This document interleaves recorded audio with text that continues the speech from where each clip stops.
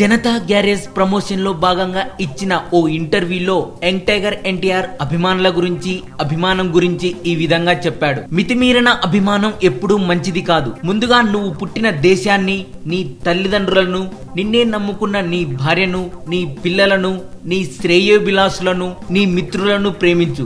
ఆ తర్వాత మీ అభిమాన నటుడు ఆఖరి వ్యక్తి, ఆఖరికి మా దగ్గరికి రావాలి అని అన్నాడు. ఇది కేవలం నా అభిమానులకే కాదు, అందరి అభిమానులకు నేనిచ్చే సందేశం.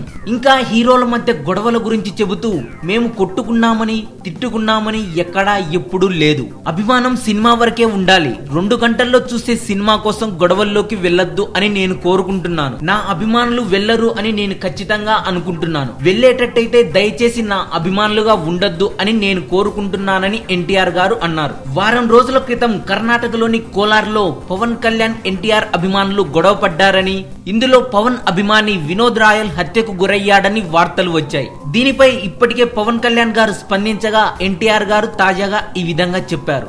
ఈ వీడియోపై మీ విలువైన కామెంట్ కూడా పోస్ట్ చేయవచ్చు. ఈ వీడియో మీకు నచ్చినట్లయితే లైక్ చేయండి, షేర్ చేయండి. మరింత టాలీవుడ్ సమాచారం కోసం సబ్స్క్రైబ్ చేయండి టాలీవుడ్ సెంట్రల్. కానీ అదే కుక్క మనిషిని కరిచాక ఆ కుక్క నోట్లో నుండి నురగలు వచ్చి చచ్చిపోతే ఇది కామన్ కాదు, కంగారు. మీరు విన్నది నిజమే.